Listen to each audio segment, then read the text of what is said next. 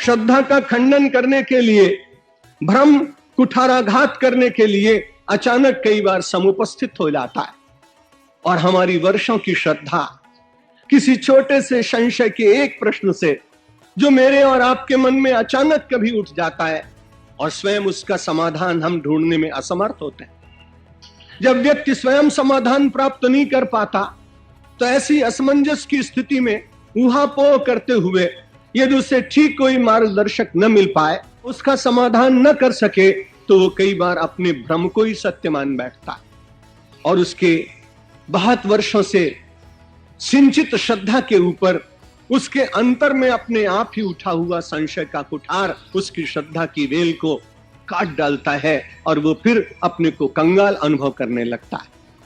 जगत की बात जाने दीजिए, पर परमेश्वर के राज्य में विचरण करने के लिए आपकी सबसे बड़ी प्राथमिक योग्यता श्रद्धा ही है और उस श्रद्धा के द्वारा संसार में व्यक्ति उसमें से परमात्मा को प्रकट करता है, जिसे जयपुर का मूर्तिकार केवल एक पाषाण में से आकृति प्रदान करता है।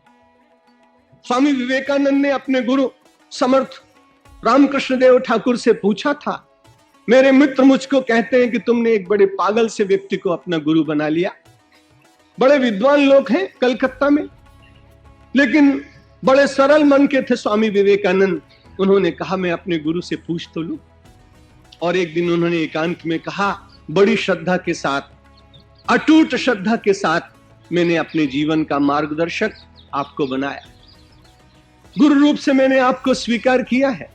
मेरे मन में किंचित मात्र भी आपके प्रति अश्रद्धा नहीं है, लेकिन विश्वविद्यालय में पढ़े हुए मेरे बहुत सारे साथी मुझको कई बार कहते हैं कि तुम्हारे गुरु पागल जैसे दिखाई पड़ते हैं।